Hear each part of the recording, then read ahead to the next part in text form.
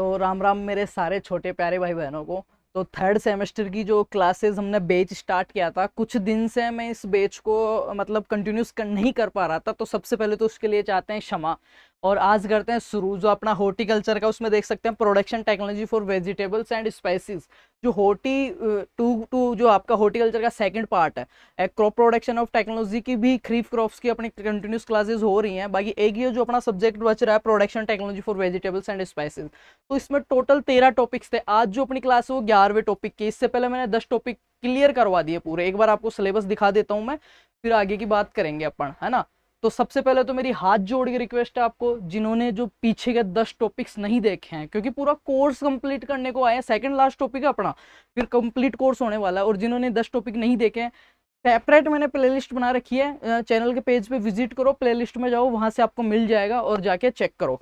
बहुत अच्छे से हमने पढ़ाया है, बहुत अच्छा आप स्कोर करोगे, अच्छी ओजीपीए सीजीपीए की आप डिग्री लोगे, और साथ वालों को भी शेयर करते रहना। तो बात करते हैं, आज का अपना टॉपिक है 11वां, अमरेंथस एंड पालक। किसके बारे में पढ़ने वाले हैं? अमरेंथस और पालक के बारे में अपन पढ़ने वाले हैं। 11 नंबर पे आप टॉपिक देख सकते हो, ये देखिए, लीफी वेजिटेबल्स, पत्ती वाली सब्जियों में अमरेंथस, चौलाई और पालक, ये दो चीज है। इससे पहले ये जो यहाँ ऊपर के 10 टॉपिक है ना, पूरे क्लियर मैंने करवा दिए हैं। और जो 13वां जो टॉपिक है ना आपका लास्ट वाला, वो भी मैंने करवा दिया है, उसको मैं प्लेलिस्ट में अपडेट कर दूंगा। आज की क्लास के बाद में सिर्फ अपना एक ही लेक्चर बाकी रहेगा, कौन सा? पेरेनियल वेजिटेबल्स वाला, ठीक है। तो ये आपका परवल वाला, तो वो भी मैं बहुत जल्दी करवा दूंगा। उसके बाद ही अपना एक सेपरेट कोर्स है ना, वो कंप्लीट हो जाता है। तो बिना टाइम खराब करें शुरू करते हैं। पढ़ रहे होंगे, उम्मीद करता हूँ मैं, आप सारे पढ़ रहे होंगे और शेयर वगैरह करते होंगे, प्यार दिखा रहे होंगे क्लासेस पे, है ना। चलो, अमरेंथस मतलब चौलाई, बोले तो चौलाई। यहाँ से एक चीज बताऊं, 9वां और 10 जो 10वां सॉरी 11वां और 12वां जो टॉपिक है आपके, उनमें से बड़ा क्वेश्चन आने की संभावना बहुत कम है। राजस्थान की यूनिवर्सिटीज की बात करूं मैं, तो क्योंकि ये चौलाई पालक ही अपने थोड़ा सा आएगा क्वेश्चन, तो अथवा में आएगा। इसमें मोस्ट जो क्वेश्चन आने वाले हैं वो शुरू के जो टॉपिक्स हैं उनमें से आएगा बड़ा क्वेश्चन, हॉर्टिकल्चर के जो शुरू के टॉपिक्स हैं। और जो लास्ट वाला टॉपिक है स्पाइसेस वाला, उसमें से डेफिनेट क्वेश्चन आता ही आता है। किस प्रकार से आता है वो भी बात करेंगे। तो शुरू करते हैं। अमरेंथस, बॉटनिकल नेम है इसका अमरेंथस स्पीसीज, और इसको बोलते हैं वैसे अपन चौड़ाई, जो खड्डी वगैरह बनाने में, सब्जियों में मेनली काम में आती है, ठीक है। फैमिली है इसकी चीनोपोडियसी, फैमिली क्या है इसकी? चीनोपोडियसी। ओरिजिन जो है इसका, उत्पत्ति स्थल है वो क्या है? इंडिया। भाई ऐसी जो है, बील पत्तर हो गया, चौड़ाई हो गई, और चीजें हो गई, ये जो सस्ती चीजें हैं ना, वो अपने भारत में ही, देसी जो चीजें हैं, वाइल्ड जो चीजें हैं, वो भारत में ज्यादा इनका ओरिजिन है। क्योंकि भारत विविधताओं से भरा हुआ देश है, यहाँ पे विभिन्नताएं आपको देखने को मिलेगी हर जगह, हर फील्ड में, हर क्षेत्र में, ठीक है। तो अमरेंथस का नाम अमरेंथस स्पीसीज है। क्या नाम है भाई? अमरेंथस स्पीसीज, बोले तो चौड़ाई। फैमिली जो इसकी है चीनोपोडियसी, क्या फैमिली है? चीनोपोडियसी इसकी फैमिली है। ओरिजिन इसका इंडिया है।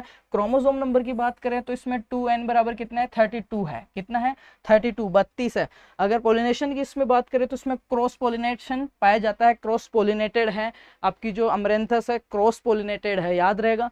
सेल्फ, क्रॉस और ऑफ्टन, 3 प्रकार के होते हैं, स्वपरागण, बहुधा पर परागण और क्रॉस पोलिनेटेड, ठीक है।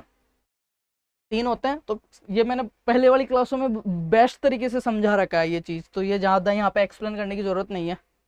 क्लाइमेट जो अगर बात करें अपन चौड़ाई के लिए, अमरेंथस के लिए क्लाइमेट की बात करें तो गर्म व उष्ण जलवायु की है ये। और सोइल की बात करें जो उचित जल निकास वाली, देखो चौड़ाई वगैरह है ये नॉर्मली ऐसे उग जाती है, इनके लिए अपन प्रॉपर ना तो इनको कोई बेचारे को सिंचाई करता है, ना बेचारे को इनकी कोई खाद उर्वरक छांटता है इन पे, जैसे अपन मेन क्रॉप ले रहे हैं उस प्रकार से इनकी कोई खास, अपने यहाँ पे तो इनकी इतनी देख रेख नहीं की जाती है, अपने आप उग जाती है, काम में ले लेते हैं, ठीक है। उचित जल निकास वाली मिट्टी ठीक रहेगी। पीएच है 6 से 7.5, मतलब नॉर्मल पीएच वाली मृदा, ना तो अम्लीय हो ना क्षारीय हो। इसकी आगे वेराइटीज, बड़ी चौड़ाई, छोटी चौड़ाई, पूसा किरण, पूसा कीर्ति। अपने को तो चौड़ाई से मतलब है, अपन चौड़ाई को खाने से मतलब रखते हो सब्जी में, और आपको वेराइटीज कभी पढ़ी भी नहीं होगी, पर इस सिलेबस में दी हुई है, जो आपको अथवा के क्वेश्चन में मिलेगी।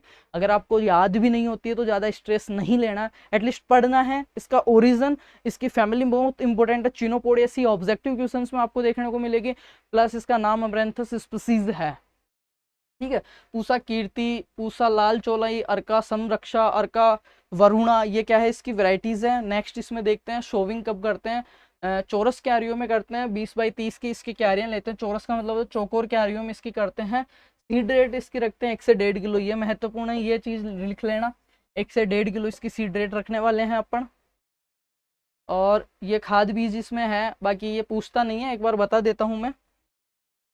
FIM जो है इसमें 100 से 150 क्विंटल पर हेक्टेयर देते हैं। नाइट्रोजन 35 से 40 केजी, सल्फर 25 केजी और पोटेशियम 50 केजी पर हेक्टेयर इसमें अपने को न्यूट्रिएंट मैनेजमेंट करना होता है। बात करते हैं इरिगेशन की, तो गर्मी के दिनों में 4 से 5 दिन के अंदर पे सिंचाई कर देते हैं। हार्वेस्टिंग के समय सोविंग के 3 से 4 सप्ताह बाद इसकी पत्तियों की कटाई की जाती है। बाद में छोटी चौड़ाई 3 से 4 सप्ताह में दूसरी बार आ जाती है। ये इसकी यील्ड हो गई, तो इसमें इतना स्ट्रेस लेना नहीं है। 11वां टॉपिक बहुत सरल टॉपिक है। पालक में से क्वेश्चन आपको पूछ सकते हैं, तो पालक को अपन देख लेते हैं एक बार। इसका नाम है पालक बीट लीफ। क्या नाम है? Beet leaf. वैज्ञानिक नाम है इसका बेटा वल्गेरिस। क्या भाई? बेटा वल्गेरिस। बेटा वल्गेरिस बोले तो पालक, बेटा वल्गेरिस पालक, बेटा वल्गेरिस पालक, बेटा वल्गेरिस। वेराइटी जो इसमें है बेंगलासिस, ये तो है देसी पालक की, और स्पेनिश ओलेरेशिया जो है वो है विलायती पालक या विदेशी पालक। तो नाम को एक बार और देख लो, नाम याद रहना जरूरी है आपको। पालक का जो नाम दिया हुआ वो दिया वैज्ञानिक नाम बेटा वल्गेरिस बेंगलोसिस, ये तो है देसी पालक का। और बेटा वल्गेरिस आगे वैरायटी दी हुई स्पेनिश ओलेरेशिया, वो है विलायती पालक या विदेशी पालक का। कुल इसका सेम है, चिनोपोडियेसिया है, महत्वपूर्ण है। पालक और चौलाई, अमरैंथस और बीट लीफ दोनों का ही जो फैमिली है आपका वो क्या रहने वाला है? चिनोपोडियेसी। और इसका जो उत्पत्ति स्थल ओरिजिन है वो है इंडो चाइना। गुणसूत्रों की संख्या है इसमें देसी में 12 और विलायती में 18, जबकि आपके अमरैंथस में थी 2n बराबर 32। अब आप मेरे को बताओगे जो आपके और सब्जियां दी हुई है, जीरा और मेथी और सौंफ, इन तीनों की मेरे को बताओगे इन तीनों में 2n क्रोमोसोम नंबर कितना होता है कमेंट्स में, ठीक है। इन तीनों के मेरे को आप करोगे, क्योंकि जिन्होंने पहली वाली क्लासेस देखी है, नोट्स बनाए, उनको प्रॉपर चीजें याद हैं और बहुत अच्छा स्कोर आप करने वाले हो। और जो बच्चे ये सोच रहे हैं ना एग्जाम से पहले वाले दिन, भाई यार पूरा कोर्स, मेरे को एक चीज बताओ, तुम हॉर्टिकल्चर का ये पूरा जो कोर्स है 3rd सेमेस्टर का, 14 वीडियो है, 15-15 मिनट के, 10-10 मिनट के, ऐसे सोच लो। एवरेज अगर बात करें अपन तो पूरा 4 या 4.5-5 घंटे के वीडियोस है। जब अगर आपको एक पूरा course separate free of cost 5 घंटे के अंदर मिल रहा है, इससे ज्यादा आप क्या लोगे? एग्जाम से एक दिन पहले एक बार आप देख सकते हैं इसको, और एक बार एग्जाम जब शेड्यूल आता है आपका, टाइम टेबल आता है, उससे पहले। नॉर्मल 12वीं में पढ़ के आई हुई चीजें 2 बार अगर भी आप देख के जाते हो, मतलब 10 घंटे, दोनों टाइम के मिला के 10 घंटे भी आप देखते हो ना, तो आपके बैक वगैरह लगने की कोई चांस ही नहीं है। अच्छा स्कोर आप कर पाओगे। कॉपी में लिखने के लिए एटलीस्ट आपके पास कुछ ना कुछ दिमाग में वर्ड्स होंगे, क्योंकि आपका लिखने वाला पेपर है, थ्योरी पेपर है। खाने योग्य जो भाग है सबको पता है, वही पालक की पत्तियां लेते हैं, सब्जी वालों को कहते हैं पालक डाल देना। फल प्रकार सीजोकार्प है, यू नो दैट सीजोकार्प अपने पास पहले कहाँ पे आया था? गाजर में।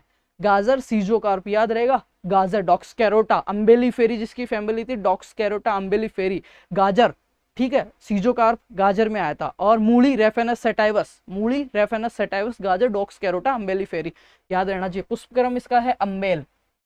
गृह वाटिका के लिए सर्वोत्तम सब्जी है, अच्छा क्वेश्चन है। किचन गार्डनिंग के लिए पत्ती वाली सब्जियों में सबसे बेस्ट आपका पालक, सस्ता, सुंदर, टिकाऊ, ठीक है। पालक की पत्तियों में विटामिन ए व सी अच्छी मात्रा में पाए जाते हैं। ये जो क्वेश्चन है, जो हॉर्टिकल्चर में अपन पढ़ते हैं कि वेजिटेबल्स और स्पाइसेस जो है या सब्जियां जो है किचन गार्डनिंग, उसके इंपॉर्टेंस क्या है, तो उसमें पहला ही इंपॉर्टेंस अपने आता है कि अपन इनको क्यों यूज करते हैं यार। इनको अपन यूज करते हैं न्यूट्रिएंट्स के लिए, इनमें पोषक तत्व, खनिज पदार्थ वगैरह, विटामिन, प्रोटीन्स अच्छा होता है।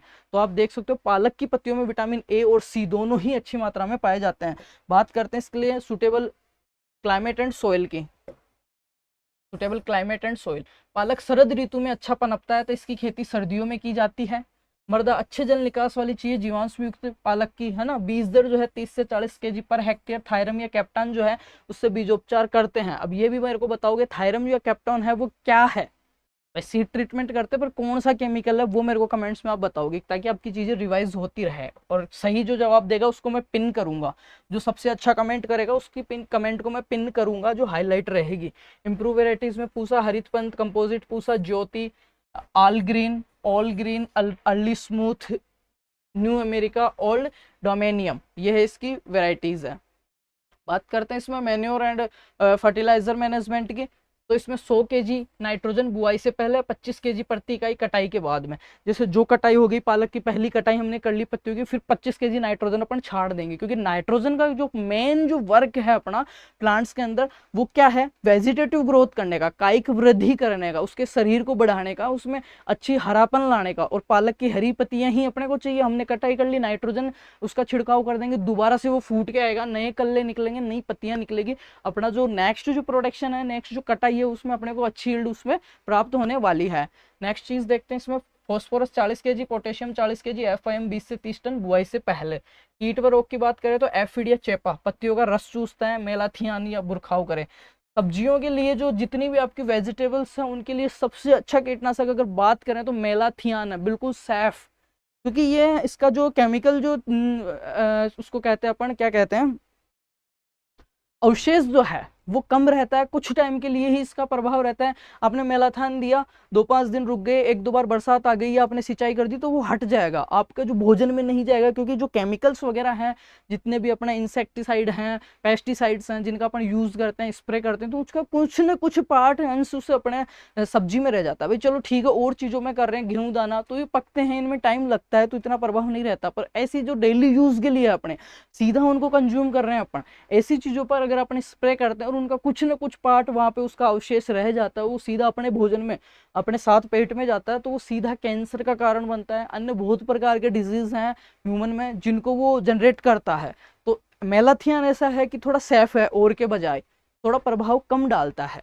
बाकी मैं तो ये कहूँ, खाने के लिए सब ऑर्गेनिक चीजें यूज किया करो ज्यादा से ज्यादा, क्योंकि स्वास्थ्य है तो ही सब कुछ है, वरना सब यही धरा रह जाएगा, सब मोह माया है बेटा, है ना।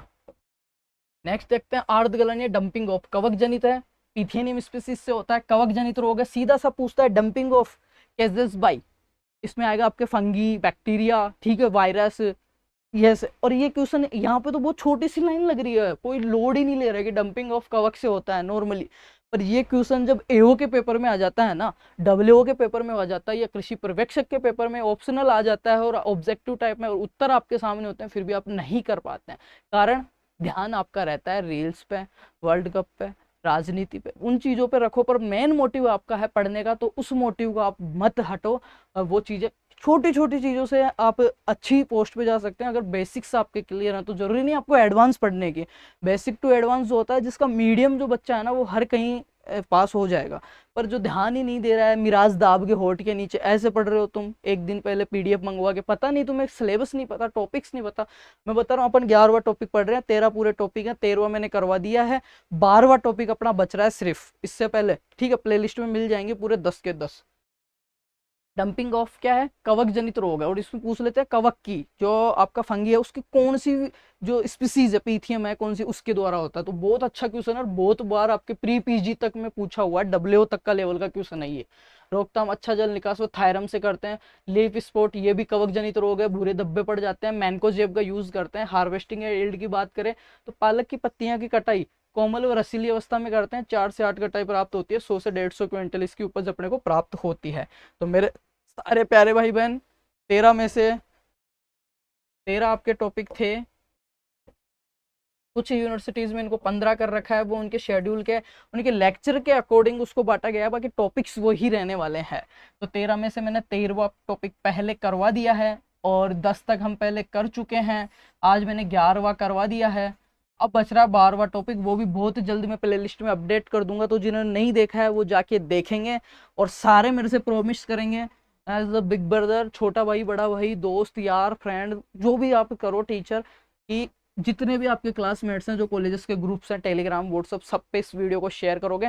वीडियो को नहीं तो प्लेलिस्ट में जाना, प्लेलिस्ट के ऊपर शेयर का चिन्ह आता है, एक ही लिंक से पूरा 13 वीडियो शेयर हो जाएगा, अगले को थोड़ा सहूलियत रहेगी, आपको दिल से धन्यवाद देगा, आपको दुआ देगा, ठीक है। तो थैंक यू सो मच। उम्मीद करता हूँ सब अच्छे होंगे और अच्छे से पढ़ रहे होंगे, और भाई अच्छे हो या नहीं हो, अच्छे होने के लिए पढ़ना ही पड़ेगा, और पढ़ो यार, पढ़ के ही आप सब कुछ बदल सकते हो, वरना कुछ नहीं कर सकते आप, ठीक है। तो और चीज़ें चलती रहेगी ज़िंदगी में, पढ़ाई पे फोकस रखना है आपको। Thank you so much.